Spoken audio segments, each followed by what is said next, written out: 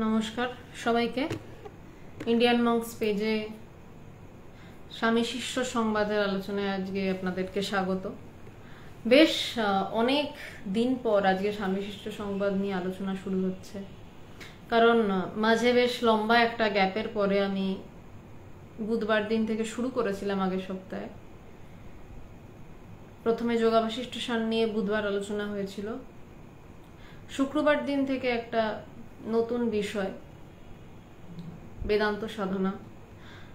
ভগবান, আমার গুরুদেব ভগবানকে তার গুরু স্বামী পবিত্রানন্দ মহারাজ যে চিঠিগুলো লিখেছিলেন, সেই প্রত্যেকটা চিঠির এক একটা করে চিঠি চেষ্টা করবে এক এক দিনে আলোচনা করার। এবার সোমবার দিন করে স্বামী শিষ্য সংবাদের আলোচনা। শ্রীমতী দি নমস্কার, সবাইকে আমার নমস্কার। তো আজকে যে টপিকটা আলোচনার যে টপিক, দ্বৈতবাদী অদ্বৈতবাদী তর্ক। কেউ দেখলাম হয়তো কমেন্ট করেছেন যে আরেকজনকে, আসলে আরেকজন কেউ নেই, আমি কথা বলবো। এবার স্বামী শিষ্য সংবাদের একটা জায়গাতে আমি কেন এই বিষয়টা নিলাম, কারণ দ্বৈতবাদী আর অদ্বৈতবাদীর মধ্যে একটা ভীষণ কনফ্লিক্ট লোকে ভাবে। নিখিলেশ বাবু প্রণাম। দ্বৈতবাদী এবং অদ্বৈতবাদীর মধ্যে একটা অদ্ভুত কনফ্লিক্ট লোকে ভাবে, আছে বলছি না, লোকে ভাবে। সেটা লোকের সমস্যা, যে ভাবে তার সমস্যা। কিন্তু আদেও কি দ্বৈতবাদী অদ্বৈতবাদীর মধ্যে কোনো কিছু তফাৎ রয়েছে? অশোক বাবু ধন্যবাদ। লোটা দেবনাথ নমস্কার। নমস্কার, প্রণাম সবাইকে, প্রণাম নমস্কার। আমি একটু বিষয়ে ঢুকছি আজকে, আমি একটু তাড়াতাড়ি শেষ করব, তাই জন্য আমি প্রণাম সবাইকে, প্রণাম। আমি এবার বিষয়ে ঢুকে যাচ্ছি। হ্যাঁ, নমস্কার সবাইকে। স্বামী শিষ্য সংবাদী একটা জায়গাতে এক মহারাজ শিষ্যের সাথে ইচ্ছা করে তর্ক করছে। শিষ্য অদ্বৈতবাদী, মানে এক ব্রহ্ম ছাড়া দুই কিছু বলে কিছু নেই। আর সেই মহারাজ তার সাথে তর্ক জুড়েছে ইচ্ছা করে, যে তাকে খোঁচানোর জন্য। তিনিও অদ্বৈতবাদী, ঠাকুরের শিষ্যরা কেউই দ্বৈতবাদী ছিলেন না, সবাই অদ্বৈতবাদী ছিলেন। তো তিনি তর্ক জুড়েছেন না দ্বৈতবাদী শ্রেষ্ঠ। তো দুজনের তর্কের একটা বেশ সুন্দর কথা রয়েছে। তো যেটা বলছিলাম, দ্বৈতবাদী ও অদ্বৈতবাদী নিয়ে লোকে প্রচন্ড কথাবার্তা, যে দ্বৈতবাদ বা অদ্বৈতবাদ। কিন্তু দ্বৈতবাদী বলুন, অদ্বৈতবাদী বলুন, দুটো কিন্তু রাস্তা, যে দুটো রাস্তা প্যারালালি চলছে, এবং যেই দুটো রাস্তায় গিয়ে একটা পথে শেষ হচ্ছে, যেই গন্তব্যের নাম ব্রহ্মজ্ঞান, বা যেই গন্তব্যের নাম আমি। এবার আমি থেকে ফেরার পর, মানে আমিটাও বলছি, এটাও অবান্তর, এটাও বেকার কথা বলা যেতে পারে। মানে তাকে কিছু একটা নাম দিতে হবে, মানে ব্রহ্ম বলে আমরা তাকে বলছি, কিছু একটা বলতে হবে, তাকে বোঝাতে হবে, তাই আমরা তাকে ব্রহ্ম বলে বলছি। আদতে তাকে কোনো নামেই বা কিছুতেই ভূষিত করা যায় না, তাই জন্য তার সম্বন্ধে বলা হচ্ছে, সেই জায়গার সম্পর্কে তিনি নির্গুণ, নিরাকার, অনাম, অরূপ। বলছে তার কোনো নাম নেই। যেটা বলা হচ্ছে সেটা তো বলা মানেই তো ভুল, বলা মানেই ভুল কথা। সেই জায়গায় কোনো কথা নেই, কারণ বলার লোকটাও নেই, তাই তাকে বলা হচ্ছে অরূপ। তার কোনো রূপ নেই, তো কথা কিভাবে আসবে? তাকে নির্বিকার বলা হচ্ছে, এইভাবে তাকে একটা বর্ণনার চেষ্টা করা হচ্ছে, কিন্তু ব্রহ্ম একটা বোঝানোর জন্য বলা। তো যেটা বলছিলাম, অদ্বৈতবাদীরা সেই জায়গাটাকে বলবে আমি, নিচে নেমে এসেও বলবে আমি, মানে যখন আমিটা বলতে পারছে তার মানে সে অনেকটাই সেই জায়গা থেকে নেমে এসছে, তাই আমি শব্দটা বেরোচ্ছে তার। আর দ্বৈতবাদীরা ফিরে এসে বলবে তুমি, কিন্তু অদ্বৈতবাদীর আমি আর দ্বৈতবাদীর তুমি দুই এক। কারণ যে জায়গা থেকে ফিরে তারা কথা বলছে সেখানে আমিও নেই, তাই তুমিও নেই। তাদের অনুভব সব এক হবে। এবং যারা ফিরে আসছে অদ্বৈতবাদী, তাদেরকে বলা হচ্ছে জ্ঞানী। যারা দ্বৈতবাদ ওই জায়গা থেকে ফিরছে, তাদের ভক্তির যে পরাকাষ্ঠা, সেটাকে বলা হচ্ছে পরাভক্তি। আর পড়া ভক্তিটাই পড়া জ্ঞান, আলাদা কিছু নয়। এবার কিভাবে কি নিয়ে তর্কাতর্কি চলছিল আমরা একটু আলোচনাটা ঢুকছি আমরা। সরি, বইটা আমার পায়ে লাগলো। দশম বললি স্থান বেলুড় মঠ। আমরা স্বামী শিষ্য সংবাদের প্রায় অধিকাংশ শেষ হয়ে এসেছে। আজকে দশম বললি, দ্বিতীয় খণ্ডের দশম বললি বেলুড় মঠ। এখন স্বামীজি বেশ সুস্থ আছেন। শিষ্য রবিবার প্রাতে মঠে আসিয়াছে। স্বামীজির শরীর মাঝখানে বেশ খারাপ হয়েছিল, অনেকদিন আগে সেই আলোচনাটা হয়েছিল। তারপর শিষ্য রবিবার প্রাতে মঠে আসিয়াছে। স্বামীজির পাদপদ্ম দর্শনান্তে সে নিচে আসিয়া স্বামী নির্মলানন্দের সহিত বেদান্ত শাস্ত্রের আলোচনা করিতেছেন। নির্মলানন্দজি তুলসী মহারাজ ঠাকুরের কাছে যেতেন এবং পরে তিনি স্বামীজির অনুপ্রেরণায় সন্ন্যাস গ্রহণ করেন। দারুণ এক সন্ন্যাসী তিনি আমি যদি ভুল না করে থাকি দক্ষিণ ভারতে তিনি প্রচন্ড কাজ করেছিলেন রামকৃষ্ণ মিশনের প্রচার এবং প্রসারে। তো সেই তুলসী মহারাজ নির্মলানন্দজি, তুলসী মহারাজের কথা আপনারা কথামৃত তো পাবেন, স্বামীজির সাথে দর্শন, স্বামীজির কে প্রণাম করে নির্মলানন্দের সাথে এসে বেদান্ত শাস্ত্র নিয়ে আলোচনা করছে। এমন সময় স্বামীজি নিচে নামিয়ে আসিলেন এবং শিষ্যকে দেখিয়া বলিলেন, কিরে তুলসীর সঙ্গে তোর কি বিচার হচ্ছিল? স্বামীজি নেমে এসে, কি বিচার করছিস তোরা দুজন মিলে? এবং বলে রাখি, বেদান্তের বিচার করতে করতে একটা সময় এমন অবস্থা যেত যে মানে মনে হতো তর্ক করছে না ঝগড়া করছে না বিচার করছে বোঝা মুশকিল। তো এইরকম এক সময় এই শিষ্যেরই বোধহয় ঘটনা, মানে শরৎচন্দ্র চক্রবর্তীরই, এরকম তর্ক করতে করতে গলা সপ্তমে, চিৎকার চেঁচামেচি চলছে আশ্রমে। আর এক মহারাজ এসে বলছে, আরে হাত থাকতে মুখে কেন, হাত থাকতে মুখে কেন, মারামারিতে লেগে পড়ো। বিচার করতে করতে, তর্ক করতে করতে একে আরেকজনের কথা কাটে। তো এবং দ্বৈতবাদ অদ্বৈতবাদে শুধু বিচার হয় তা না, অদ্বৈতবাদেরও বিচার হয়। কেমন বিচার না, জ্ঞানের গভীরতার সাপেক্ষে বিচার। একজন এই জায়গা থেকে ব্রহ্ম সম্পর্কে বলছে, আরেকজন আরেকটু গভীর থেকে বলছে, আরেকজন আরেকটু গভীর থেকে বলছে। এইভাবে ব্রহ্ম সম্বন্ধে যে বিচারটা হচ্ছে সেই তার মানসিকতার সাপেক্ষে তারা তর্ক করতে থাকে। প্রত্যেকের কথাই ঠিক। এবার যে একদম ব্রহ্মে স্থিত বা ব্রহ্মে স্থিত হয়েও কথা বলে এমন লোকও আছে। শুধু যে ব্রহ্মজ্ঞান লাভ করে ফিরে আসে নয়, যারা ব্রহ্মে স্থিত থেকে কথা বলে তাদেরকে বলা হয়, তাদেরকে মানে আমি জাস্ট শব্দটা হারিয়ে গেল আমার, যারা ব্রহ্মে স্থিত থেকে কথা বলে তাদেরকেই বলা হয় বিজ্ঞানী। যারা ফিরে যাচ্ছেন তারা তো জ্ঞানী, যে তাকে জেনেছে। বিজ্ঞানী বিশেষভাবে জ্ঞানী, বিশেষ রূপে জ্ঞানী যিনি, বিশেষভাবে যে তাকে জেনেছে, যে যার আর ওঠানামা নেই, যার আর কিছু নেই, যে ওখানে স্থিত, তা সে যখন কথা বলে সে তখন সবার কথাকে কেটে উড়িয়ে দেয় পুরো। এই জন্য অদ্বৈতবাদকে দুদিকে ধার দেওয়া তলোয়ারের সাথে তুলনা করা হয়। কিছু তলোয়ার থাকে রাজপুত তলোয়ার, যে তলোয়ার গুলোয় একদিকে ধার থাকে, একটু বেঁকা থাকে। কিছু তলোয়ার থাকে যে তলোয়ারের দুদিকে ধার, তলোয়ারের এদিকেও কাটে ওদিকেও কাটে। অদ্বৈতবাদ যে সেই জায়গায় দাঁড়িয়ে কথা বলে সে সবকিছু কেটে উড়িয়ে দেয়, এই দিক থেকে উড়িয়ে দেয়, ওই দিক থেকে উড়িয়ে দেয়। তো তেমনি যে তর্ক করছে, নির্মলানন্দজির সাথে বিচার করছে, স্বামীজি জিজ্ঞাসা করছে, কিরে তুলসীর সঙ্গে তোর কি বিচার হচ্ছিল? শিষ্য, মহাশয় তুলসী মহারাজ বলিতেছিলেন বেদান্তের ব্রহ্মবাদ কেবল তোর স্বামীজি আর তুই বুঝিস, আমি কিন্তু জানি কৃষ্ণস্তু ভগবান স্বয়ং। এদিকে তুলসী মহারাজ কিন্তু চারদিকে অদ্বৈতবাদ প্রচার করে বেরিয়েছেন, খেপাচ্ছে শিষ্যকে।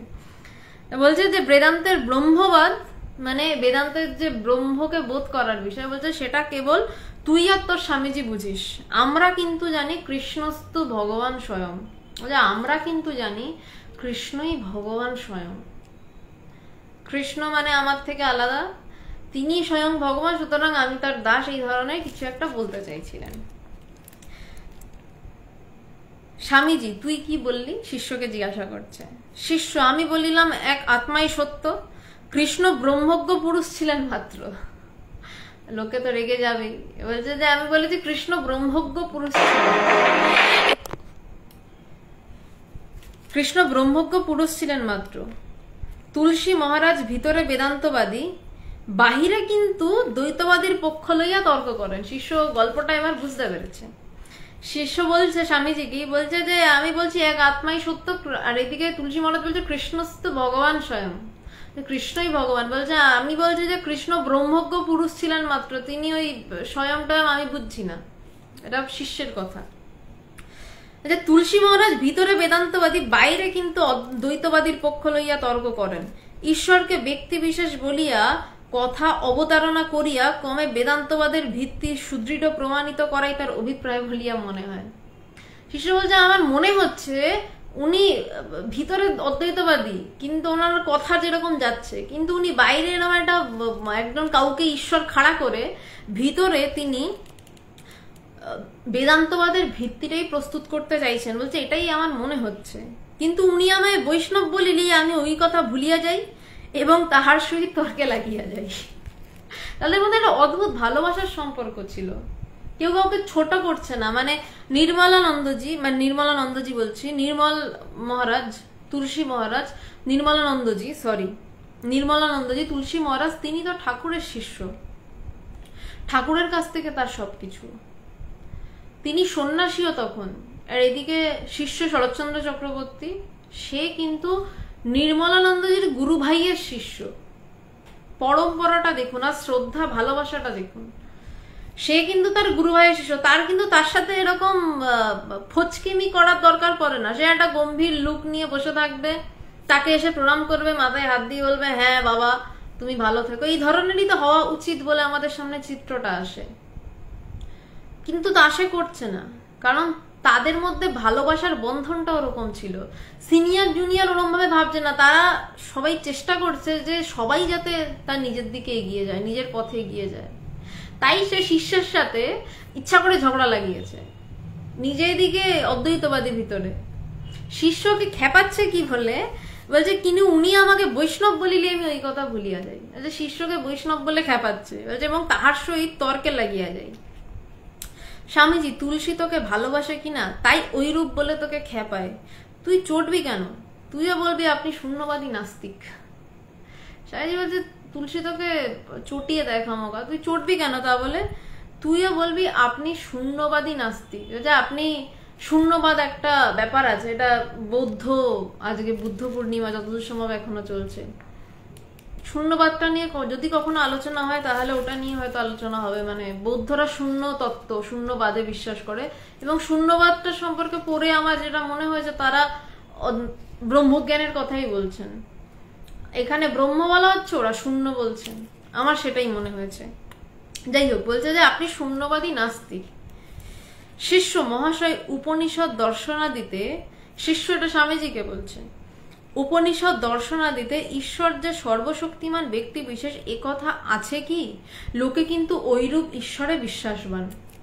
এবার আলোচনা শুরু হয়েছে দ্বৈতবাদের সাথে অদ্বৈতবাদের কাটাকাটিটা।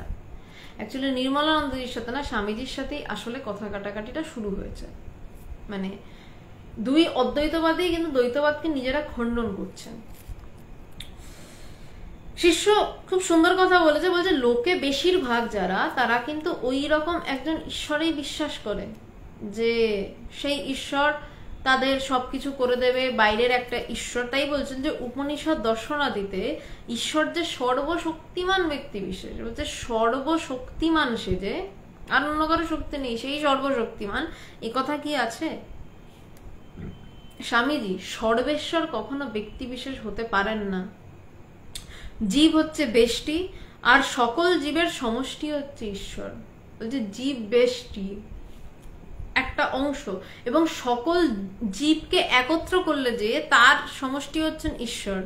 জীবের অবিদ্যা প্রবল, ঈশ্বর বিদ্যা ও অবিদ্যার সমষ্টি মায়াকে বশীভূত করে রয়েছেন এবং স্বাধীনভাবে এই স্থাবর জঙ্গমাত্মক জগৎটা নিজের ভেতর থেকে প্রজেক্ট করছেন। বলছেন যে জীবের অবিদ্যা প্রবল, বিদ্যা মানে যে ব্রহ্মকে জেনেছে, অবিদ্যা সবকিছু, যে ব্রহ্মকে জানেনি তাই অবিদ্যা। যে জীবের অবিদ্যা প্রবল, ঈশ্বর বিদ্যা ও অবিদ্যার সমষ্টি মায়াকে বশীভূত করে রয়েছেন। ঈশ্বর বিদ্যা ও অবিদ্যা এই দুইয়ের মিলন, বিদ্যা এবং অবিদ্যা। যদি মায়াকে আমি কিছু বলে ধরি, বলছে এই দুইয়ের সমষ্টি, এই দুইয়ের সমষ্টিটা মায়াকে বশীভূত করে রেখেছে, মায়াকে তার আন্ডারে নিয়ে রেখেছে এবং স্বাধীনভাবে স্থাবর জঙ্গমাত্মক জগৎটা নিজের ভেতর থেকে বার করছেন। ব্রহ্ম কিন্তু এই বেষ্টি সমষ্টির অথবা জীব ও ঈশ্বরের পারে বর্তমান। বলছে ঈশ্বরও কি বলছে, ঈশ্বর বিদ্যা এবং অবিদ্যা এই সমষ্টিটাকে নিয়ে, এটাকে একসাথে নিয়ে তাকে আন্ডার দি মায়া করে রেখেছেন। বিদ্যাটাকেও মায়ার মধ্যে রেখে দিয়েছেন, অবিদ্যা তো মায়াই, বলছে তাকে একসাথে করে মায়াতে রেখেছেন এবং ইচ্ছা মতন এই জগৎটাকে বাইরে যেন দেখাচ্ছেন, যেন প্রজেক্ট করছেন। ব্রহ্ম কিন্তু এই বেষ্টি সমষ্টির অথবা জীব ঈশ্বরের পারে বর্তমান। বলছে ব্রহ্ম কেমন না, বলছে সে এই সমস্ত ছোট বড় জীব ঈশ্বর দেবতা সব কিছুর পারে, সমস্ত কিছুর পারে গিয়ে সেই ব্রহ্ম। কালকে একজনের সাথে কথা হচ্ছিল, খুব সুন্দর, ছেলেটি প্রশ্ন করছিল, বলছে conscious super conscious, subconscious super conscious. বলছে ব্রহ্ম কি সুপার কনসাস? এলাম এই কনসাস, সুপার কনসাস, সাবকনসাস সবটাই মনের পার্ট, সবটাই মনের অংশ। ব্রহ্মই মনের পারে। আমরা কনসাসনেস বলি, হোয়াট এভার এলস যা বলি, সবটাই মনের একটা বিষয়। এই ব্রহ্ম মনের পারে দাঁড়িয়ে। তেমনি এখানে এই একই কথা বলছে, ঈশ্বর বেষ্টি সমষ্টি সমস্ত কিছুর পারে দাঁড়িয়ে ব্রহ্ম। দাঁড়িয়ে মানে ওরম ভাবে দাঁড়ানো হয় না, মানে পারেই রয়েছে। ব্রহ্মের ধারে কাছেও তাদের অনুপ্রবেশ নেই আর কি। ব্রহ্মের অংশাংশ ভাগ হয় না, বলছে ব্রহ্মের কোনো ভাগাভাগি হয় না, এটা ব্রহ্ম ওটা নয় এমন বলে কিছু হয় না।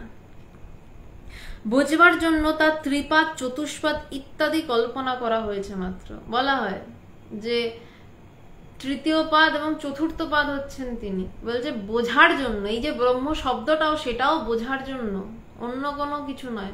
বোঝার জন্য ত্রিপাদ চতুষ্পাদ ইত্যাদির কল্পনা করা হয়েছে। যে পাদের সৃষ্টি স্থিতি লয়াধ্যাস হচ্ছে সেই ভাগকেই শাস্ত্র ঈশ্বর বলে নির্দেশ করেছেন। বলছে তার মধ্যে যেই পায়ে সৃষ্টি স্থিতি এবং লয়ের অধ্যাস হচ্ছে, অধ্যাস। এবার স্বামীজি এবং শিষ্য একটা বেশ শাস্ত্রীয় বিষয় ঢুকে পড়েছেন। বলছেন যে সৃষ্টি স্থিতি এবং প্রলয় তার অধ্যাস, অধিষ্ঠান মানে ব্রহ্মের কথা বলা হয়। অধিষ্ঠান আর অধ্যাস, অধ্যাস মানে যেন দেখা যাচ্ছে। বলছে লয়াধ্যাস হচ্ছে, যেন লয় পাচ্ছে আসলে, কারণ সৃষ্টিটাও যেন হচ্ছে, যেন স্থিতি তাই যেন প্রলয়। সৃষ্টি সত্য না হলে প্রলয় কিভাবে সত্য হবে? কার প্রলয় হবে? তো বলছে যে পাদে সৃষ্টি স্থিতি লয়াধ্যাস হচ্ছে সেই ভাগকেই শাস্ত্র ঈশ্বর বলে নির্দেশ করছে। বলছে সেই ভাগকেই শাস্ত্র ঈশ্বর বলছে। অপর ত্রিপাদ কুটস্থ, বলছে এই যে যেটাকে দেখা যায়, আমরা যেমন বলি ব্রহ্মা বিষ্ণু মহেশ্বর, সৃষ্টি স্থিতি প্রলয়ের দেব, মানে প্রলয়ের ঈশ্বর। বলছেন যে এই পাদে তাদেরকে শাস্ত্র ঈশ্বর বলে নির্দেশ করছে এই জায়গাটায়। অপর ত্রিপাদ কুটস্থ, বলছে অপর যে তিনটে পা, এটা বলে বলছে বোঝানোর জন্য অ্যাকচুয়ালি বলা হয় ব্রহ্মের তিনটে পা, এক পায়ে সমস্ত জগৎ, বাকি তিন পা কুটস্থ। বলছে অপর ত্রিপাদ কুটস্থ, যাতে কোনরূপ দ্বৈত কল্পনার ভান নেই তাই ব্রহ্ম। বলছে যেখানে কোনো দ্বৈত কল্পনার ভান নেই। ভান শব্দটাও একটা শাস্ত্রীয় শব্দ। বলছে যে ভান মানে কি, আমি মনে করছি, কল্পনা মানে আমি মনে করছি। যেমন কি দিয়ে বোঝাই, যেমন ধরুন একটা কাঠের টেবিল, আমরা কি বলি, আমরা কি টেবিলের সামনে গিয়ে বলি যে টেবিলে পড়তে বস? আমরা বলি টেবিলে পড়তে বস। আমরা কি বলি যা কাঠে পড়তে বস? কিন্তু টেবিলটা তো কাঠেরই। টেবিল হচ্ছে কাঠের ভান, আমি কি বোঝাতে পারলাম? খুব কঠিন বিষয়ে কথা হচ্ছে, একটু জানাবেন। হ্যাঁ, আচ্ছা, অনেকে প্রণাম নমস্কার জানাচ্ছেন, সবাইকে আমার প্রণাম নমস্কার। আমি না আজকে, যেহেতু এত সূক্ষ্ম বিষয় আমি সবার সাথে কমিউনিকেট করতে পারছি না, এক্সট্রিমলি সরি। আমি খুব সূক্ষ্ম বিষয় বলছি, বোঝাতে পারছি কিনা একটু বলবেন, কোথাও অসুবিধা হলে অবশ্যই বলবেন। যেমন ভান কাকে বলা হচ্ছে, যেমন বললাম আমরা টেবিল, মানে টেবিলটা হচ্ছে কাঠের ভান। আমরা বলি যে যেমন মাটির কুজো, মাটির কলসি, আমরা তো বলি না মাটিতে জল রেখেছি গড়িয়ে খেয়ে নাও। আমরা বলা হয় যে কলসিতে জল আছে, কলসি থেকে জলটা নিয়ে খেয়ে নাও। আদতে তো ওটা মাটি। তার মানে হচ্ছে যে মাটির ভান, কলসি হচ্ছে মাটির ভান, আসল হচ্ছে মাটি। ঠিক তেমনি বলছে যে যেখানে দ্বিতীয় কল্পনার ভান মাত্র নেই, মানে আসলে ব্রহ্মই, সেখানে জীব বলে যেটা বলে ভাবছি, বা আমরা প্রত্যেকে নিজেকে আলাদা করে যেটা ভাবছি, সেটা আসলে ওই টেবিলের মতনই। আসলে আমরা সবাই ব্রহ্মই হয়ে বসে রয়েছি, এই মুহূর্তে হয়ে বসে আছি। খুব সাধনা করে হবো তা নয়, সাধনা করে হয়তো বুঝতে পারবো যে আমি ব্রহ্ম, কিন্তু আমরা এখনো প্রত্যেকে হয়ে বসে আছি। বলছেন যে এই যেখানে যেই অনুভবে কোনোভাবেই আমার নিজেকে তৃষিতা সেন ভাবার ভান নেই, যেই কল্পনা নেই, সেই জায়গাটাকেই বলা হচ্ছে, সেই বিষয় মানে সেই অনুভবকেই বলা হচ্ছে ব্রহ্ম। বলছে এই ত্রিপাদ থাকে কূটস্থ। তা বলে এরূপ যেন মনে করিসনি ব্রহ্ম জীব জগৎ হতে একটা স্বতন্ত্র বস্তু। প্রচুর মনে করা থাকে, ব্রহ্মজ্ঞান লাভের আগে প্রচুর কল্পনা থাকে। ব্রহ্ম বুঝি এমন, ব্রহ্মজ্ঞান হলে বুঝি এমন হয়, ব্রহ্ম বুঝি তেমন, অনেকের অনেক কল্পনা থাকে। কিন্তু যখন জ্ঞান লাভ কেউ করে, দেখা যায় সব কল্পনাই মিথ্যা, কোনো কল্পনাই সঠিক ছিল না। তার কারণ সে কল্পনার পারে, আমরা কল্পনা মন দিয়ে করি, তিনি মনের পারে। সেটা যে কি কেউ বলতে পারে না, কেউ বলতে পারে না যে তিনি কি কেমন। তাই আমাদের যাবতীয় কল্পনা সমস্তটাই ভুল প্রমাণিত হয়, এবং যারা জ্ঞান লাভ করে তারা ফিরে এসে বলে এ বাবা এরকম। হ্যাঁ, মায়ার জন্য মনে হচ্ছে ওটা, ভাস্কর সরকার, হ্যাঁ মায়ার জন্য মনে হচ্ছে ওটা। মানে আমরা ওভাবেই ভাবি আর কি, আমরা মায়ার জন্যই নিজেকে আমরা নামরূপ, বা মানে আমি নিজেকে তৃষিতা সেন ভাবি বা বলি। তো বলছেন যে এবার যেটা কল্পনা করে সবাই, তাই স্বামীজি বলছেন তা বলে মনে করিসনি যেন ব্রহ্ম জীব জগৎ হতে একটা স্বতন্ত্র বস্তু, পুরো আলাদা একটা বস্তু। ব্রহ্ম জীব জগৎ থেকে সম্পূর্ণ আলাদা।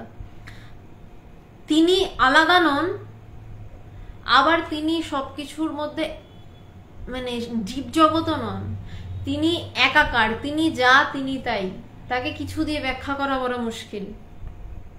বিশিষ্ট দ্বৈতবাদীরা বলেন ব্রহ্মই জীব জগৎ রূপে পরিণত হয়েছেন। অদ্বৈতবাদীরা বলেন তা নয়, ব্রহ্মে এই জীব জগৎ অধ্যস্ত হয়েছে মাত্র। আজ খুব খুব কঠিন আলোচনায় ঢুকছেন স্বামীজি। বলছেন যে বিশিষ্টাদ্বৈতবাদী, প্রথম কথা বলেনি বিশিষ্টাদ্বৈতবাদী কারা। যেমন অদ্বৈতবাদীরা পরিষ্কার বলে দিচ্ছেন ব্রহ্ম এবং আমি একাকার, কোনো তফাৎ নেই, এক চুলো তফাৎ নেই। দ্বৈতবাদীরা বলে দিচ্ছেন ঈশ্বর আমার থেকে পুরো আলাদা, আলাদা, তফাৎ, একদম তফাৎ, ডিফারেন্স।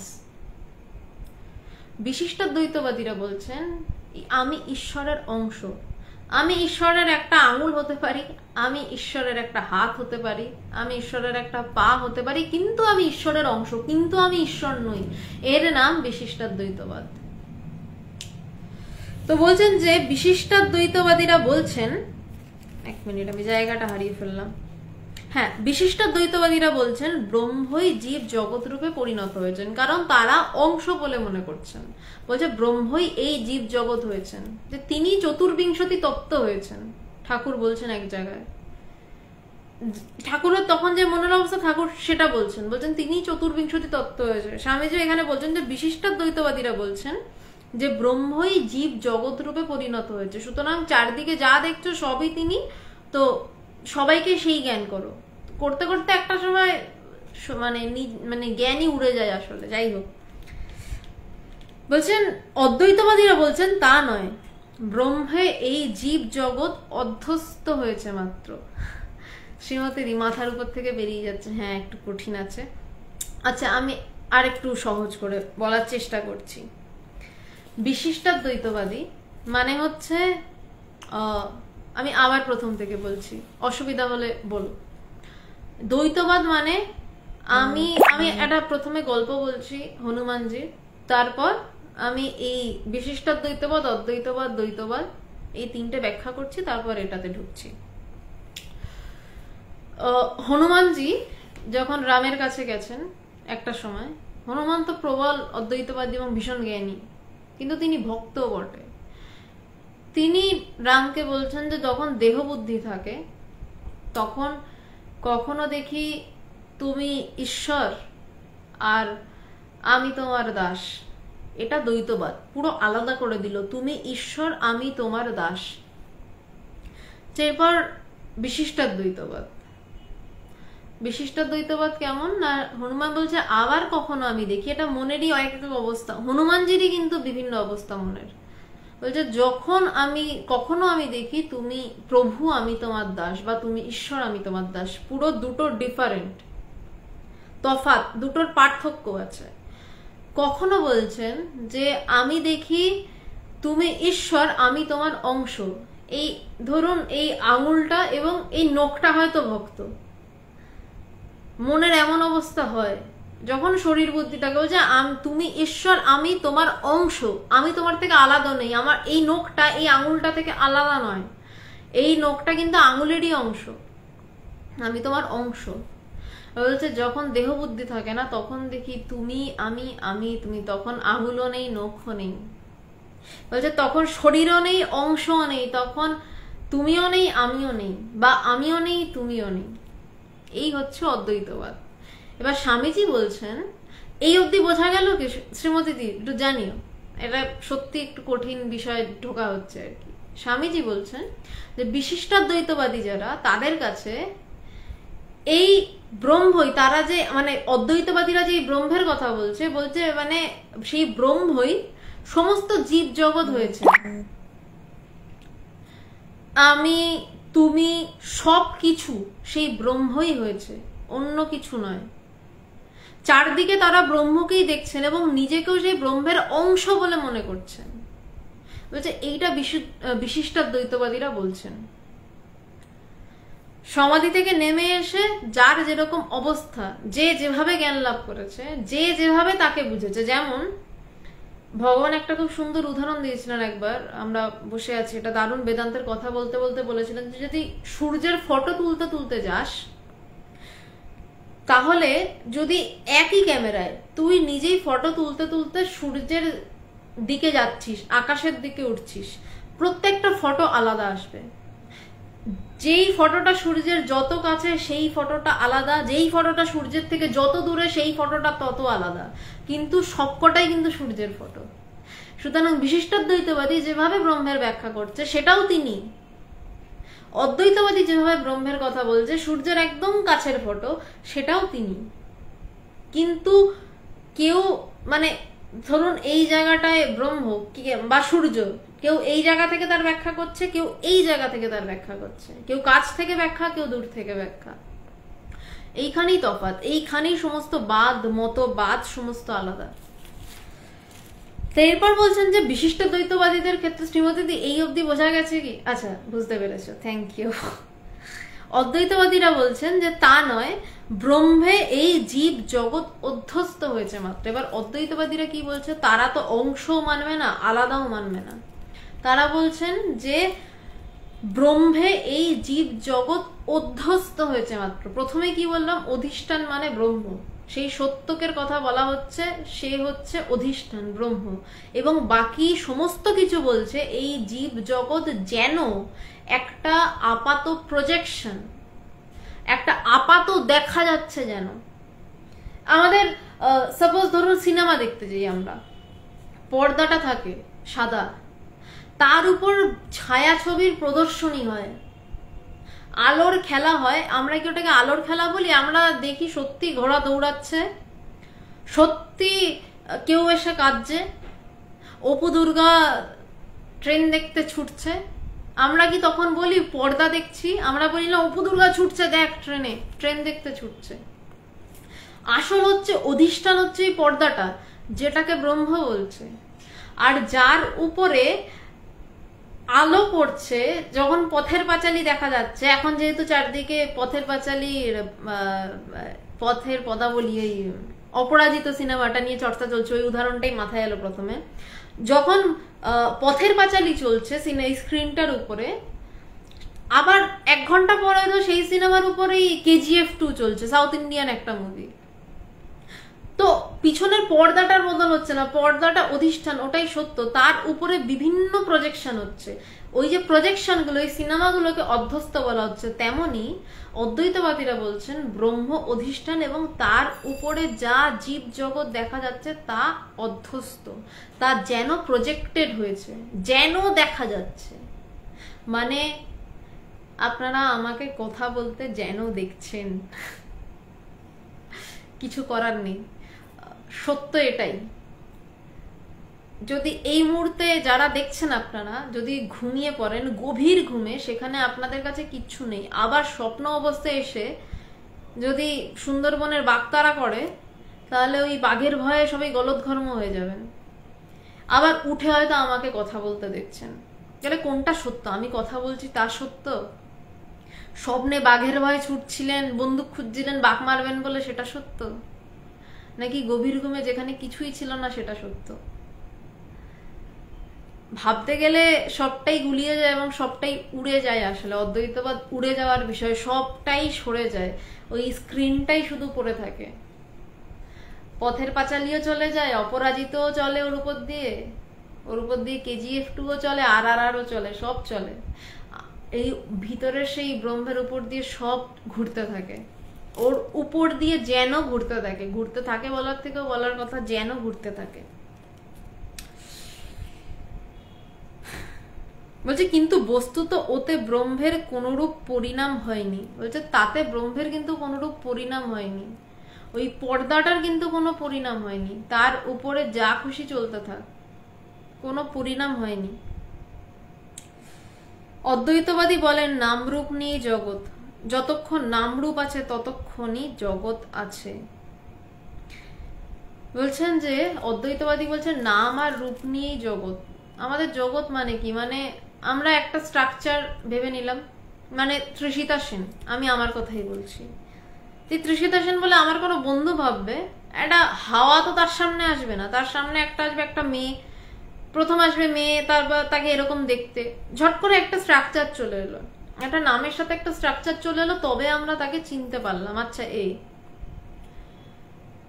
সবাই একাকার হলে তো হবে না। যমজদের মধ্যে আমরা কোনো বৈশিষ্ট্য খুঁজি, যারা সবাই টুইন্স, যারা এক দেখতে, তাদের মধ্যে আমরা বৈশিষ্ট্য খুঁজি, একটু আলাদা কোথায়, সেই আলাদাটা নিয়ে আমরা তাদের স্ট্রাকচার তৈরি করি। বলছেন যে অদ্বৈতবাদী বলছেন নাম রূপ নিয়েই জগৎ। জগৎ মানে বাইরেরটা নয়, আমার মনের মধ্যেই কিন্তু তৃষিতা সেনের একটা নাম আছে এবং একটা রূপ আছে, সেই নাম রূপের মধ্যেই আমার মন ঘুরছে, বাইরেটা তো পরের বিষয়, পরে দেখছি।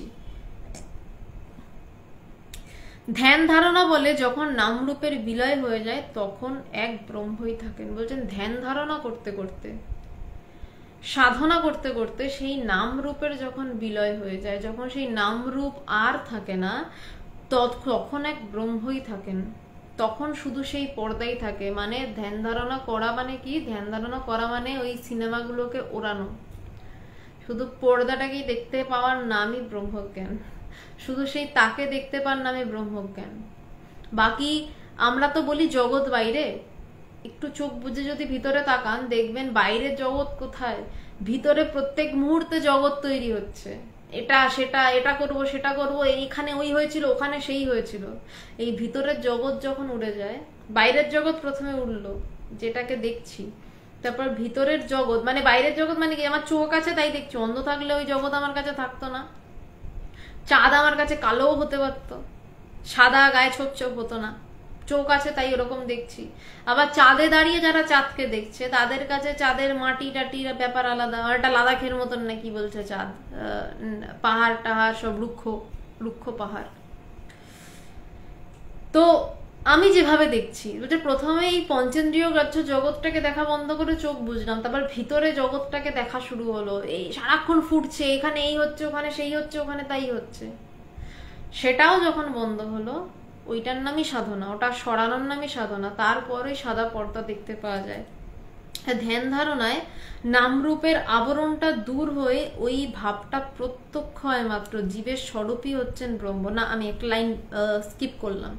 বলছে তখন তোর বা আমার বা জীব জগতের স্বতন্ত্র সত্তার আর অনুভব হয় না। বলছে যখন শুধু তিনিই থাকেন তখন তোর আমার বাকি স্বতন্ত্র সত্তার আর কোনো অনুভব হয় না। তখন বোধ হয় আমি নিত্য শুদ্ধ বুদ্ধ প্রত্যক চৈতন্য বা ব্রহ্ম। বলছে তখন বোধ হয় যে আমি সেই নিত্য শুদ্ধ বুদ্ধ প্রত্যক চৈতন্য, আমি ছাড়া আর কেউ নেই, কিচ্ছু নেই। জীবের স্বরূপই হচ্ছেন ব্রহ্ম। বলছে প্রত্যেকের স্বরূপ ব্রহ্ম। ধ্যান ধারণায় নামরূপের আবরণটা দূর হয়ে যায়। বলছে প্রত্যেকে হয়ে আছে ব্রহ্ম, শুধু ধ্যান ধারণা করে এই নামরূপটাকে সরিয়ে দেওয়া, নামরূপের আবরণটা সরিয়ে দেওয়া। এই হচ্ছে শুদ্ধা দ্বৈতবাদের সারমর্ম। বেদ বেদান্ত শাস্ত্র ফাস্ত্র এই কথাই নানা রকমে বারংবার বুঝিয়ে দিচ্ছে। বলছেন যে এই প্রথম শুরু করলেন যে জিজ্ঞাসা করেছিল শিষ্যদের ঈশ্বরকেই তো সবাই বলছে, তাহলে উপনিষদে কিছু আছে? স্বামীজি বলছেন যে চতুর্থ পাদে এক পাদে ঈশ্বর, সেখানে সৃষ্টি স্থিতি প্রলয়ের লয়ের যেন অধ্যাস হচ্ছে, আর 3 পাদ কুটস্থ সেটাকেই ব্রহ্ম বলছে। সেই ব্রহ্ম অনুভব কেমন না, সব নেই নেই করে স্বামীজি বললেন, তুই নাম নোস, তুই রূপ নোস। বলছে তারপর যেটা পড়ে থাকে সেটা, যে ধ্যান ধারণায় এই নাম রূপের আবরণটা দূর হয়ে যায়। ধ্যান ধারণায় ব্রহ্মকে টেনে বের করলাম এমন হয় না। বলছে আমি সেটা হয়েই আছি, শুধু আমার নাম রূপের একটা আবরণ আছে, ওই আবরণটা সরানো, এই ভাবটা প্রত্যক্ষ হয় মাত্র। বলছে এই শুদ্ধা দ্বৈতবাদের সারমর্ম। শুদ্ধা দ্বৈতবাদ মানে অদ্বৈতবাদী, অদ্বৈতবাদ মানে শুদ্ধা দ্বৈতবাদী, আলাদা কিছু নয়। শুদ্ধা দ্বৈতবাদ বলছেন ওই জন্য, যেই দ্বৈতবাদ সেই পরম জ্ঞানে নিয়ে যায়। বেদ বেদান্ত শাস্ত্র ফাস্ত্র এই কথাই নানা রকমে বারংবার বুঝিয়ে যাচ্ছে। বলছে এই সমস্ত কথাই শাস্ত্র আলাদাভাবে এভাবে বুঝিয়ে যাচ্ছে। চাবিরাবর ভট্টাচার্য সেটা কিভাবে সম্ভব হয় জানতে ইচ্ছুক। না, মাঝখানে না, আপনি শেষেই করেছেন, আর আমি শেষ করছি। এইটা কিভাবে সম্ভব এটা বলা খুব মুশকিল, কারণ সেখানে মায়ের রাজ্যের কথা বলা হচ্ছে। মায়ের রাজ্য, সেখানে শক্তির রাজ্য। আমি ওটা নিয়ে বেশি কথা বলতে চাই না, কারণ অদ্বৈতবাদ অব্দি তাও ধ্যান ধারণা চেষ্টা চরিত্র করে পারা যায়, একটু হলো গুরুকৃপা থাকলে হয়ে যায়, ব্রহ্মজ্ঞান লাভ হয়ে যায়। কিন্তু কয়েকজন ব্রহ্মজ্ঞানীর, কৃপাধন্য ব্রহ্মজ্ঞানীর কাছে মা সেই দরজা খোলেন। যার কাছে সেই মায়ের দরজা খুলে, যার কাছে সেই শক্তির রাজ্য খুলে, সেটা আলাদা। সেইটা নিয়ে কথা বলার অনলাইনে আমার পক্ষে সম্ভব নয়। আর সেটা নয় থাক, ওটা ব্রহ্মজ্ঞানেরও অনেক পরের বিষয়। মানে সব ব্রহ্মজ্ঞানীর কাছেও তিনি কৃপা করেন না, যদি তিনি কৃপা করেন তবে। আর বলতে গেলেও আমি কতদূর বলতে পারবো সঠিক আমি জানি না, কারণ এই কথা বলার নয়। এই কথা ব্রহ্মজ্ঞানের পরেও তিনি যদি বোঝান, মা যদি বোঝান, তবে বোঝা যায়। আবিরাবর ভট্টাচার্য এইটা বলতে পারলাম না। বেশ, তাহলে আজকে এই অবধিই থাক, আমার আজকে একটু তাড়া আছে। বুধবার দিনকে যোগা বাশিষ্ঠ সারের আলোচনাতে সন্ধ্যা রাত 9টা থেকে দেখা হচ্ছে। নমস্কার।